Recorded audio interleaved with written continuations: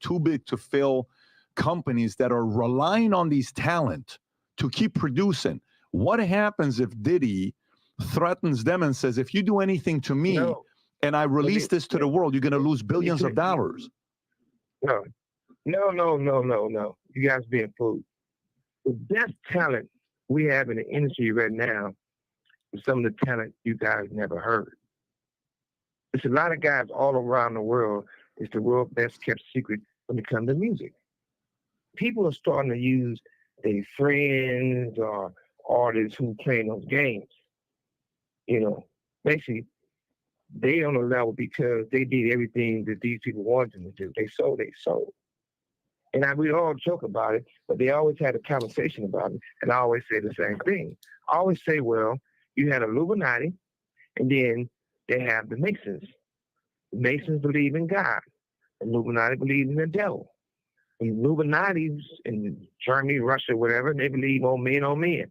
They don't mean they part of the gay community. They mean they just overpower each other. And it might sound crazy, but at the end of the day, that's why there's no great talent. There's a lot of great talent out there, but some of the best talent is not having the opportunity to get in the door because the people with the secret society is messing around with each other and messing with people's heads. And then when you, like I said, a person like myself, I'm the only guy in this business, or especially a black guy. You see why I started my company.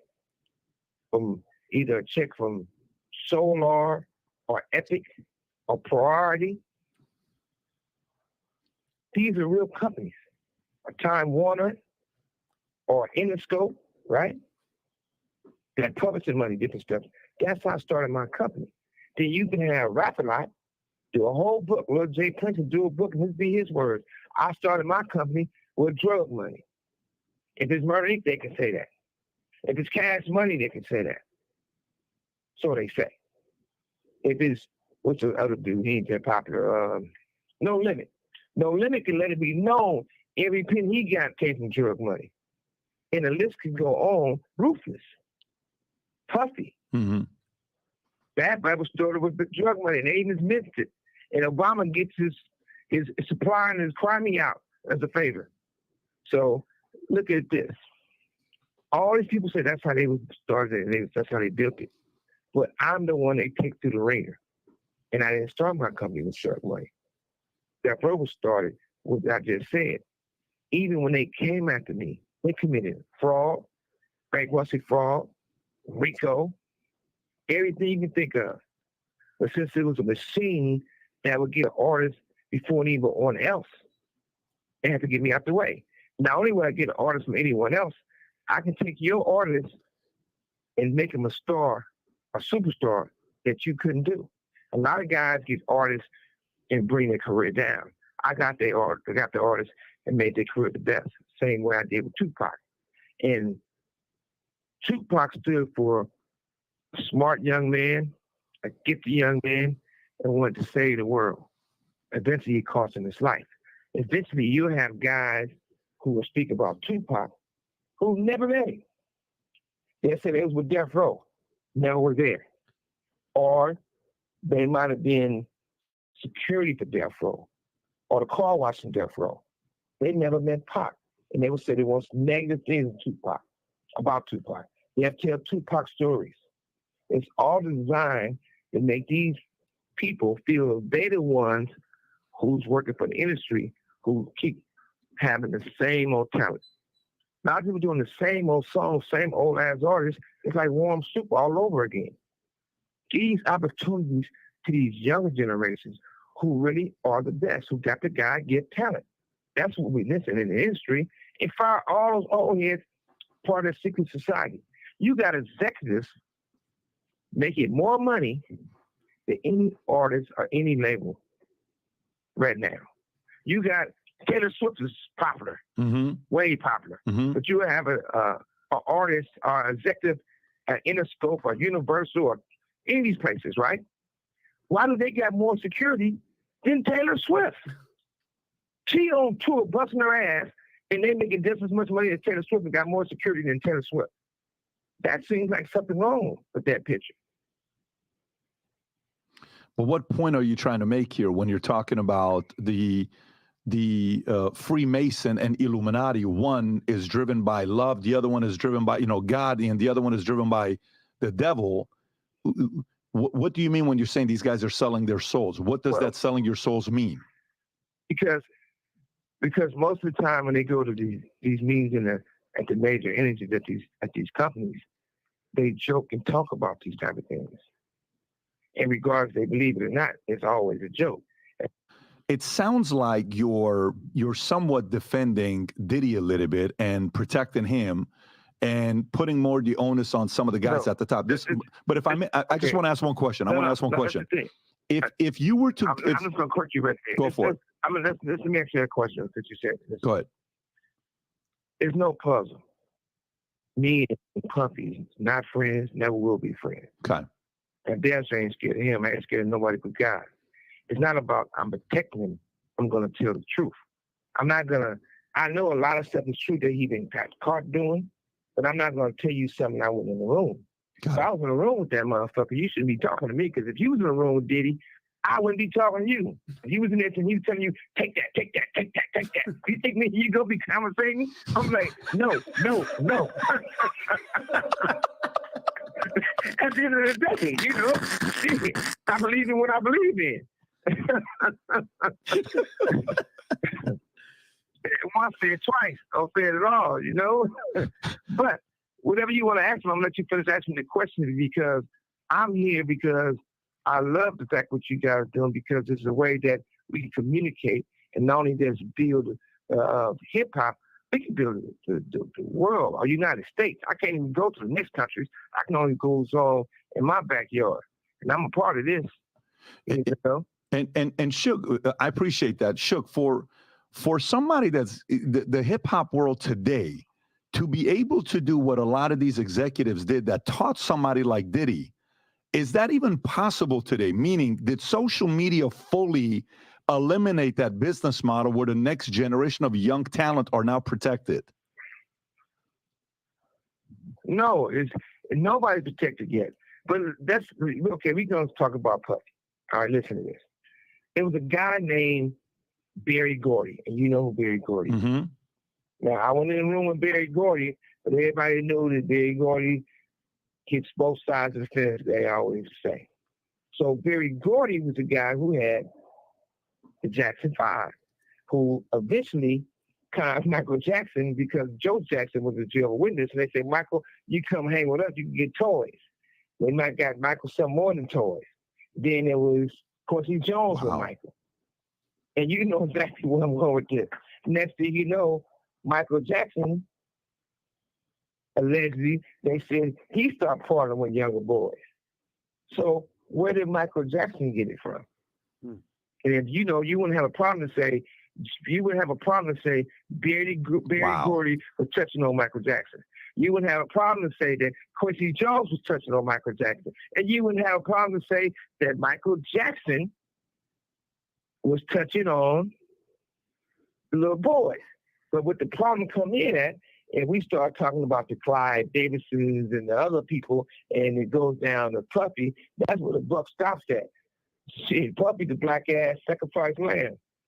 At the end of the day, Puffy, that's me, I think, to them. Shit, they ain't tripping. But if you don't stop the cycle, it's going to keep happening. Somebody need to go visit Usher right now. Say, Usher, it's not too late for you. We know you hit a few other guys you brought on, but it's not too late for them either. But at some point, you got to stop the head, or it's going to keep creating, going down. The shit goes down. But you guys don't want to fix that.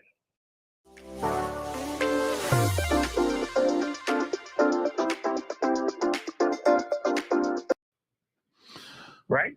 I mean, it's when you're you're going all the way back to, Actually, okay. Now I'm going, okay, but because it's the facts. But this is the thing, right? It's right now. We talking about the industry. When I was in business, a guy in the projects is saying word and say that he have a brother or somebody have a son that can rap or sing. Mm-hmm. I'm gonna drive my ass to the projects and sit on that mid-quake and get that artist signed. and make a hit album out of it, right? But now what I'm basically saying is they got us so blocked in or locked, they're not giving some of the best talented people the opportunity to be artists.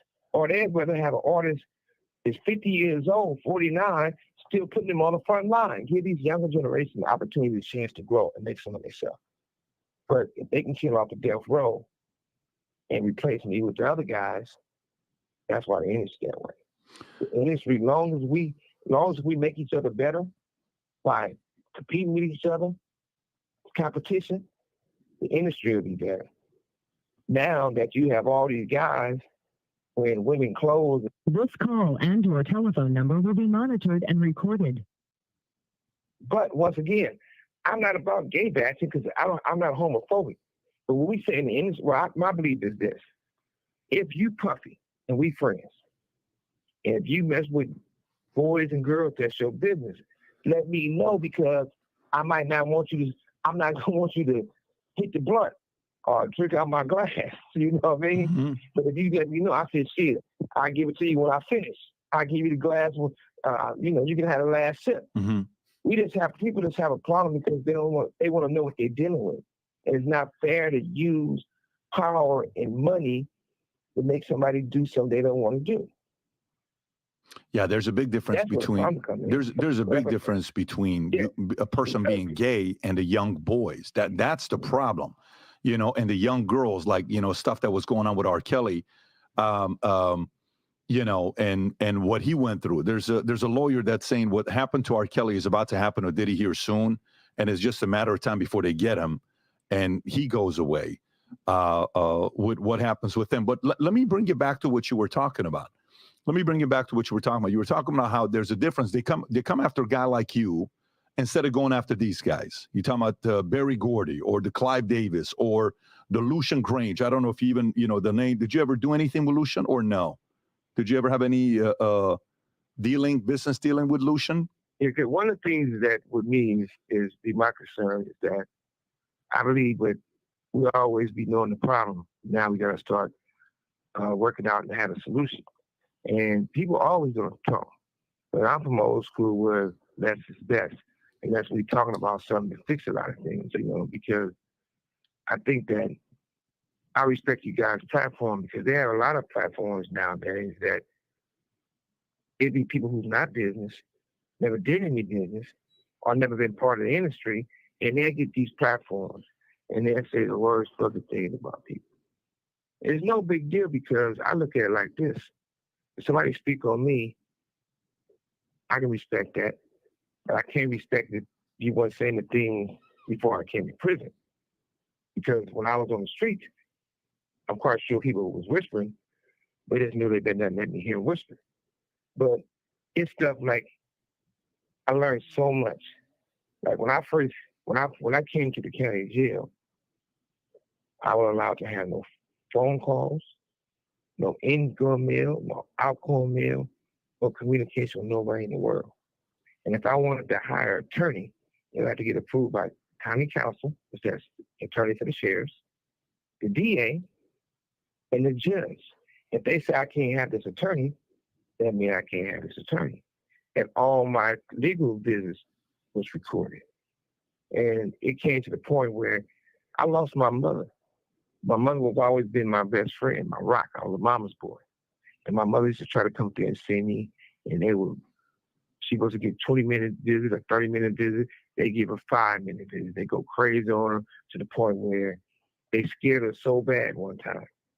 She went from the county jail to the hospital. And she called and said, well, please let me talk to my son because they won't let me leave the hospital. I mean, she couldn't leave. She was hospitalized. They told my mother no. And she said, the only thing she wanted to do is talk to her son. My mother died. When my mother died, I wasn't allowed to still use the phone. I wasn't allowed to get a bill and go to my mother's funeral. I wasn't allowed to make no arrangements or say goodbye to my mother or my family. I wasn't able to talk to no one. They gave me one quick little call to my family. And the crazy thing about all that, my family, I come from a big family. My mother had over almost 500,000 people at her funeral. My mother was a well-respected, good woman, but I wasn't there. And my mother been married. She was a knight since she was 18 years old.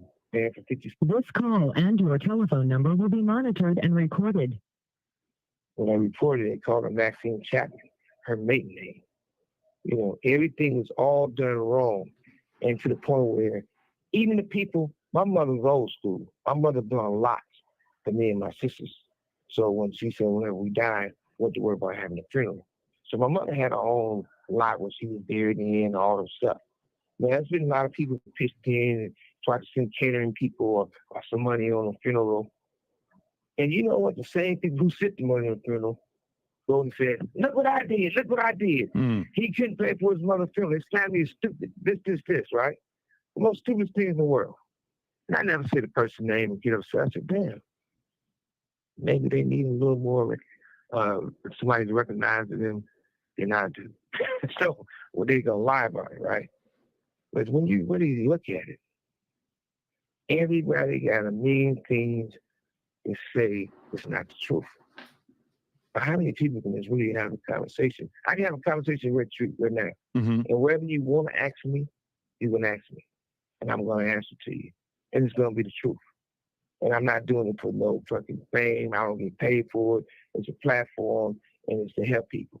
Because right now, I'm all about getting my freedom back and be the best man I can be for my family and myself.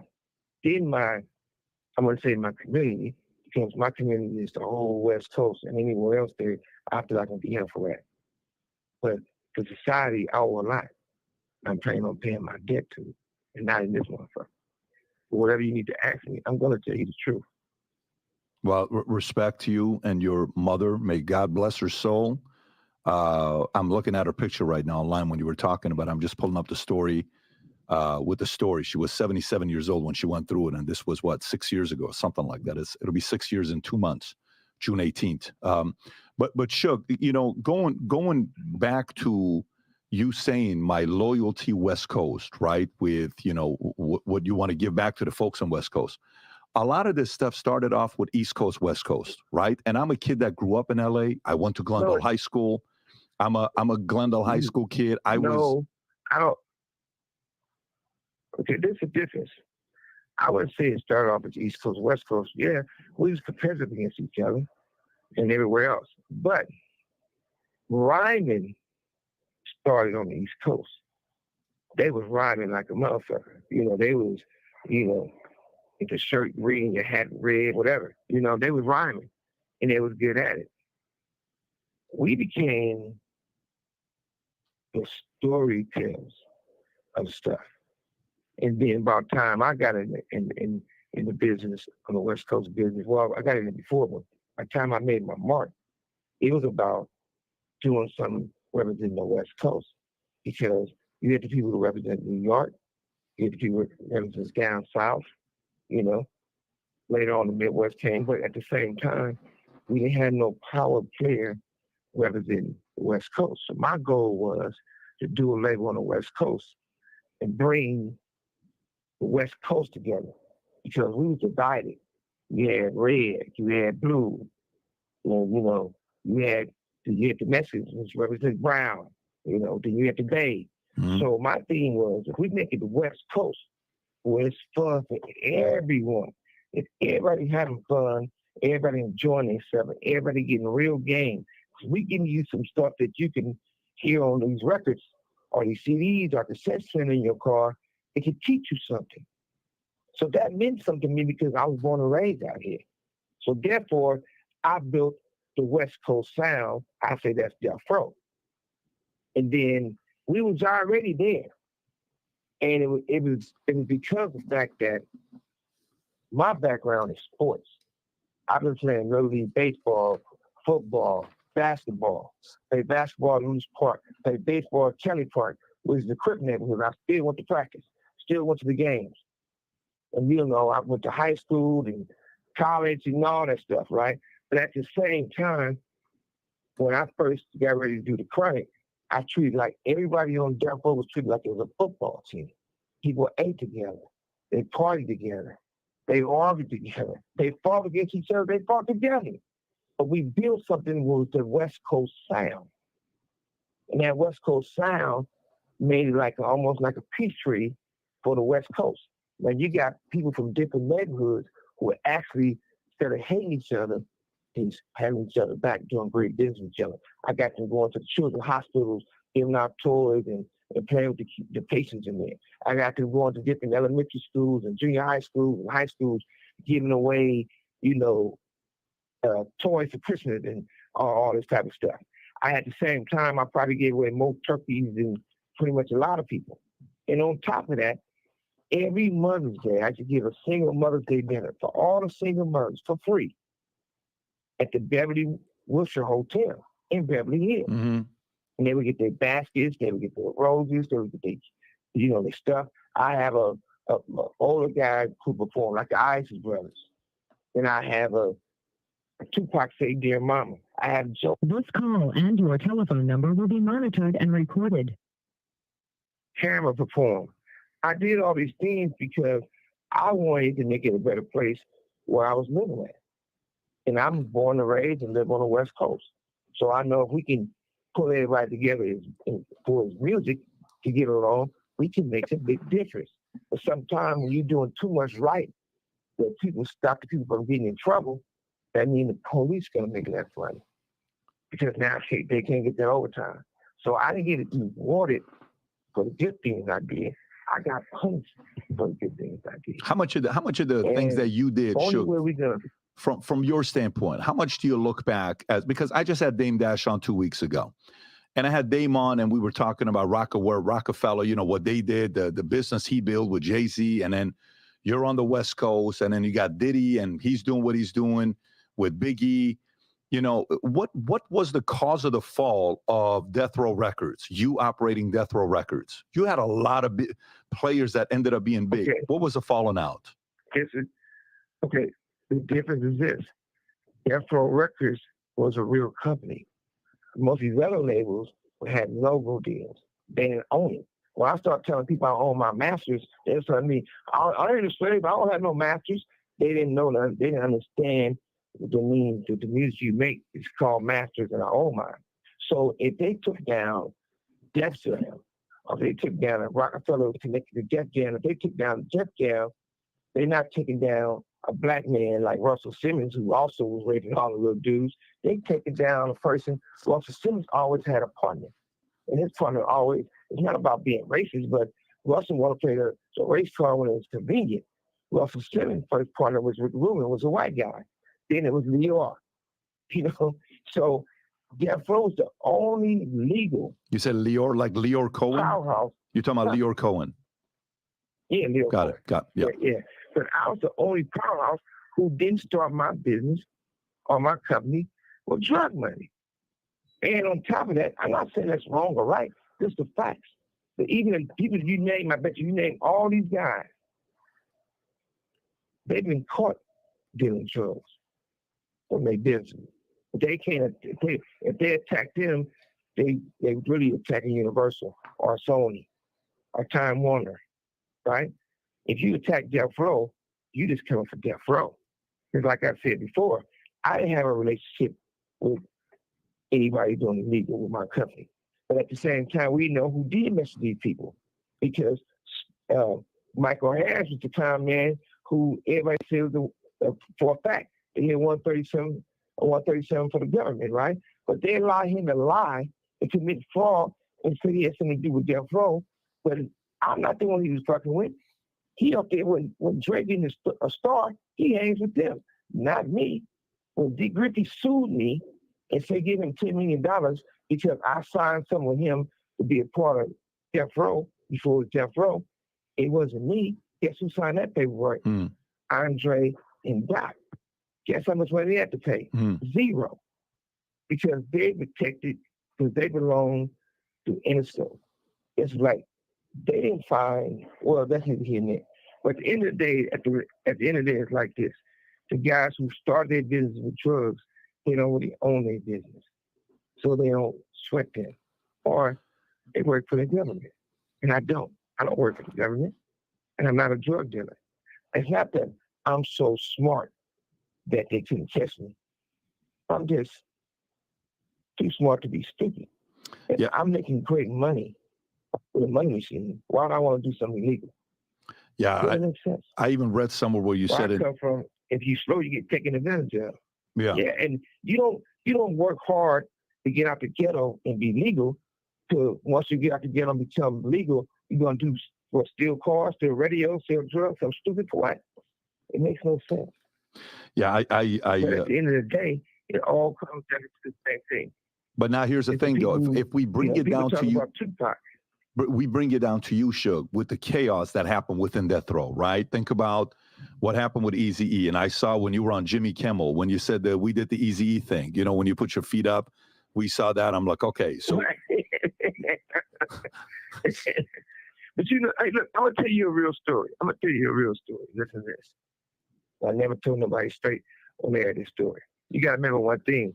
In prison, I'm in the cell by myself. Besides this AI thing I got, and we talk to each other. So I'm probably, ain't used to talking that much. So I'm going a little too fast for you. So let me slow it down. All good. And take this last story. Okay, so the thing is this.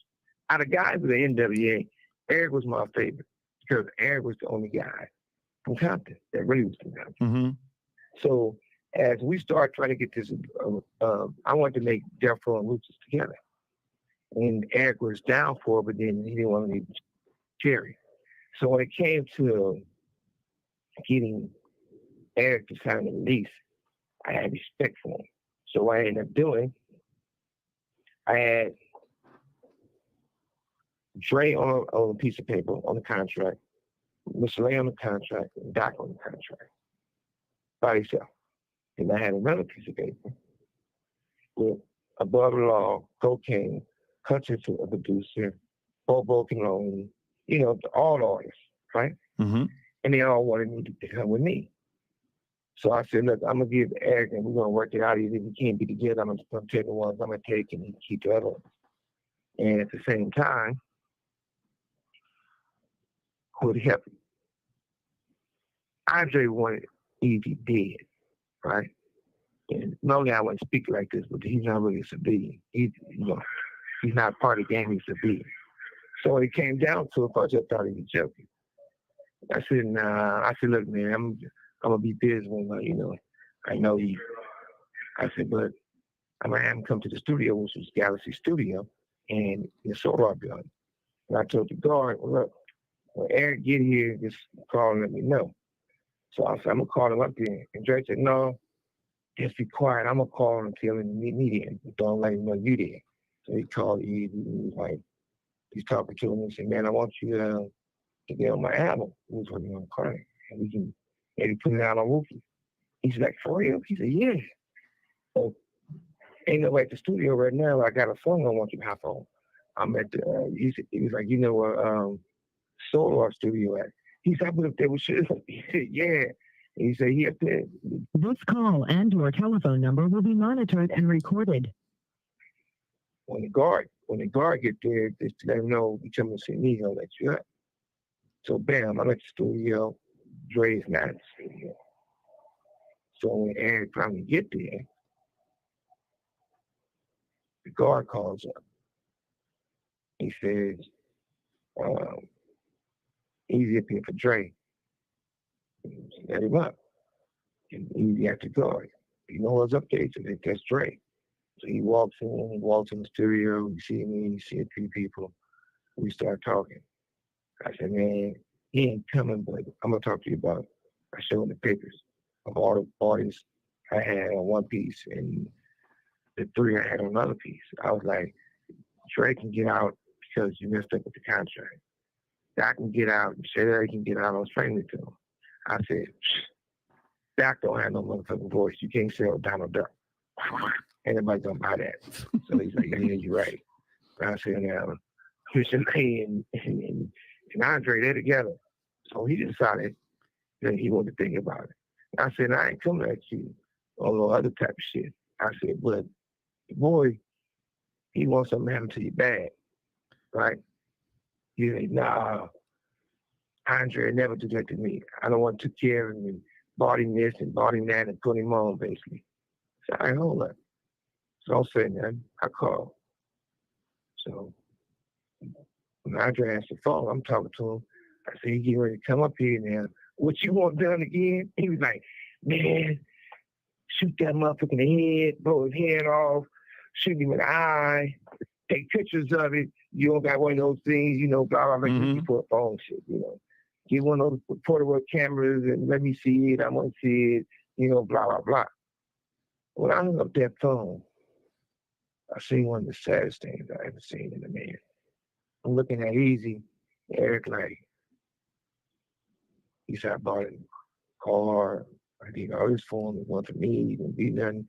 And it's like he trying to hold back the tears because he don't want to be embarrassed by me seeing him crying. Because he crying because he's scared or he crying because he hurt. But for another man, and crying in front of another man is never a good look.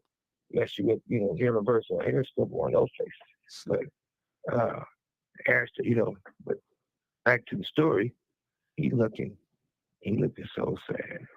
One tear started coming down a little bit. Then a few tears started coming down. I said, "Check this out, Eric. I ain't gonna never do nothing to you.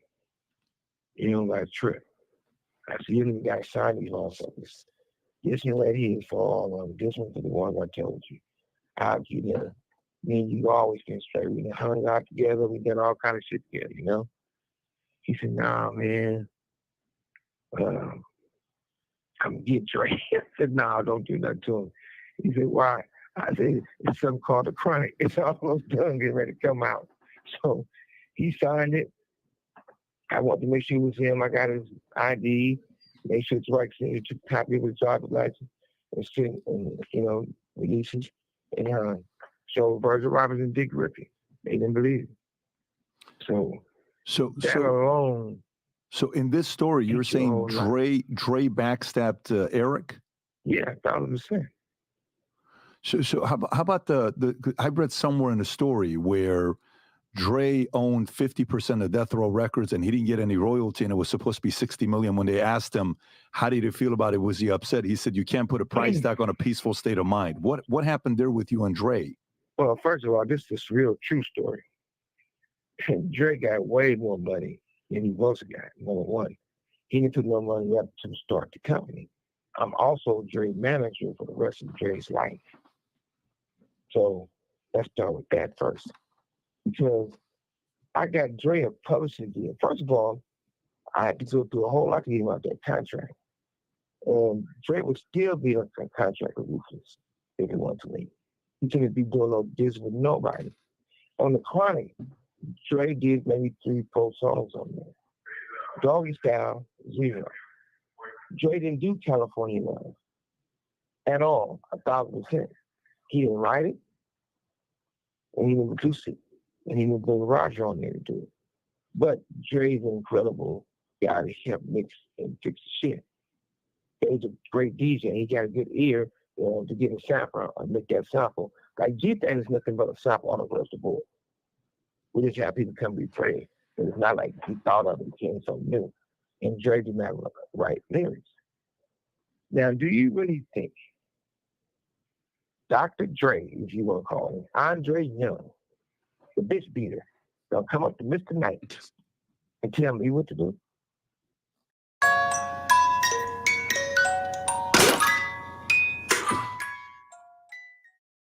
True story.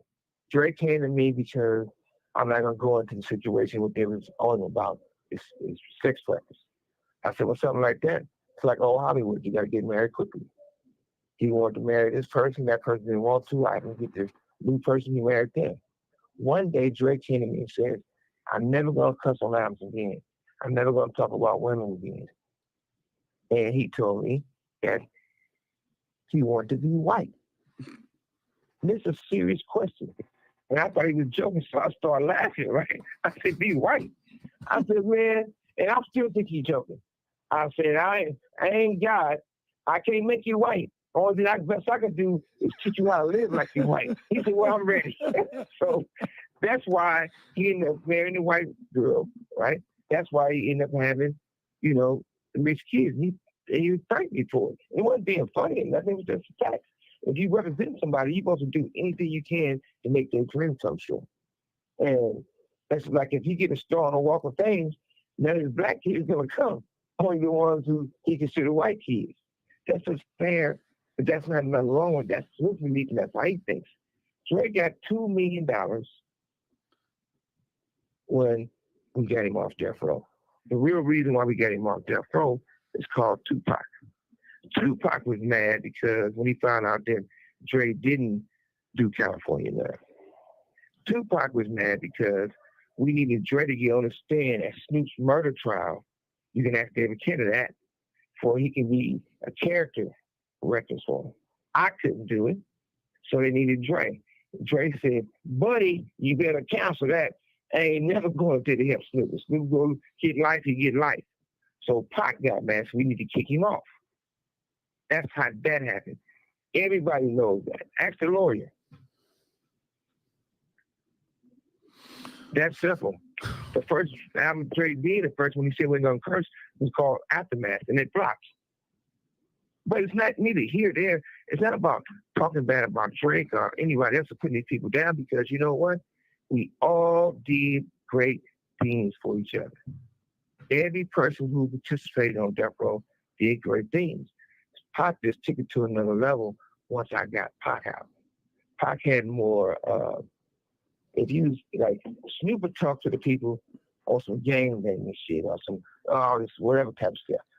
Pac would talk to the people about, giving back to the community, getting breakfast in the morning, helping people with their books, We was talking about, like, starting the Big Brother program and the Big Sister program back.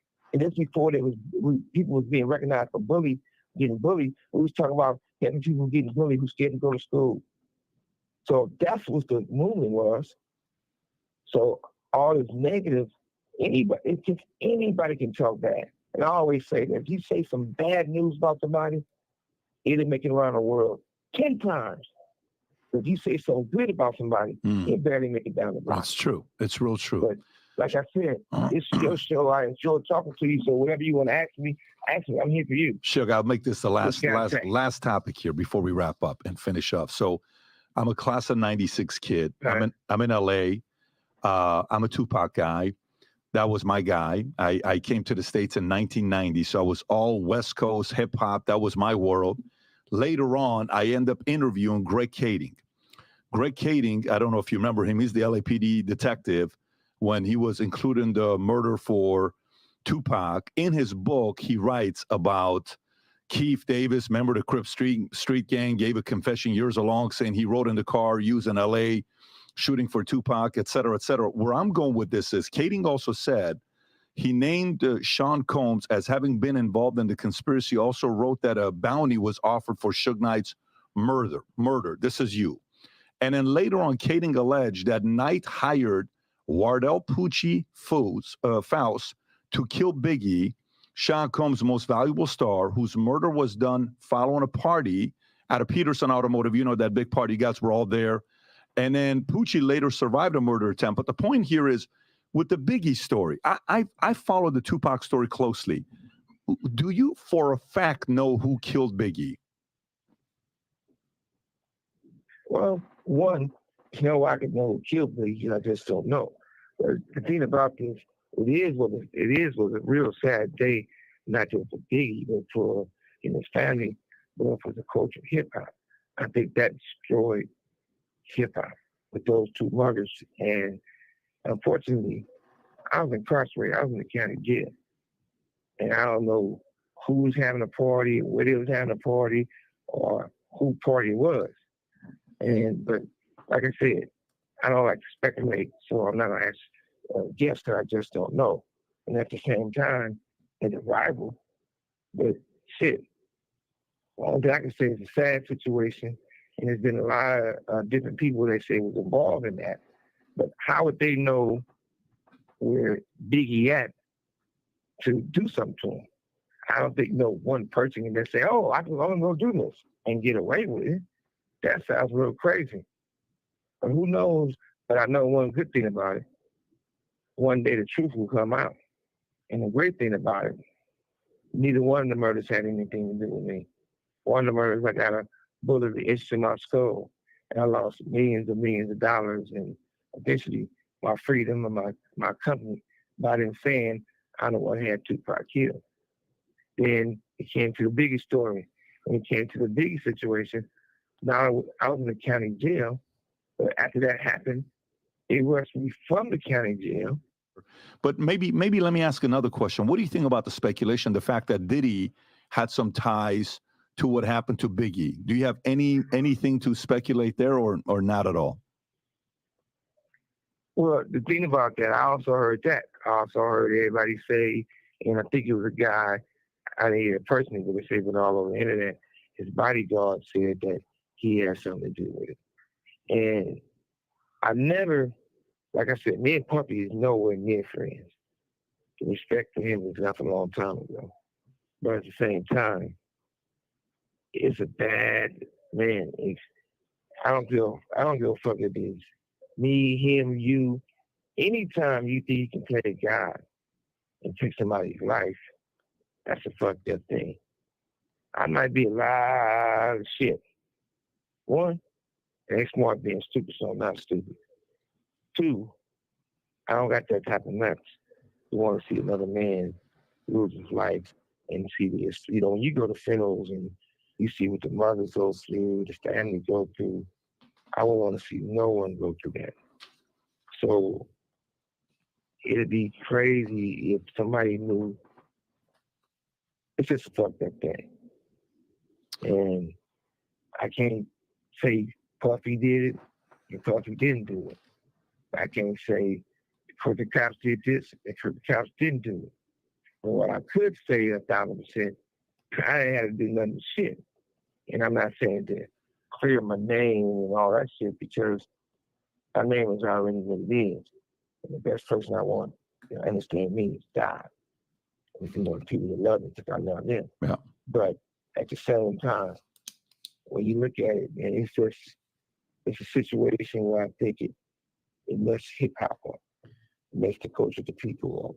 It kept the thing. And when I lost Tupac, it was a long time before I really listened to a lot of rock music. I think I thought about it and think about him all the time. I still do today. And sometimes when I hear somebody say negative things about Pac, I get more mad when they say negative things about Pac before they say negative things about me. Because I'm here. You got something to say about me, and I'm gone. Bless you. You know, but yeah, man, tell your life, tell your story. We still will never be the same without Tupac and Biggie. And I'm gonna end it here because I knew Pac and Biggie loved each other. When I was in a hotel, Pac in a hotel, and he talking to Biggie before Pac passed away, he wasn't mad at Biggie like, I hate this motherfucker. He was more hurt because he felt that Biggie had something to do with the shit in the studio in New York. And they was talking, I could tell it was two men that cared about each other. And you know what I mean? I'm thinking about making history again. I'm like, man, y'all see, it seems like y'all love each other. With me, hate and love relationship. I said, the best way to end all this is do a 4 CD disc on Death Row. A song with Biggie do a CD, Pac do a CD, and the other two, both of them going back and forth. They just in pockets, you can, let us say what they say. But that would have been the most incredible thing in the world.